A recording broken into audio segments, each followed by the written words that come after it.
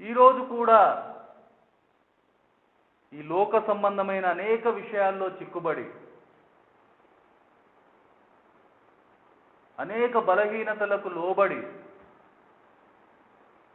అదే బలహీనతల్లో బందీలుగా ఉండి ఆ బలహీనతకే దాసునిగా ఉంటూ క్రీస్తుకు దాసునిగా ఉండలేని పరిస్థితి.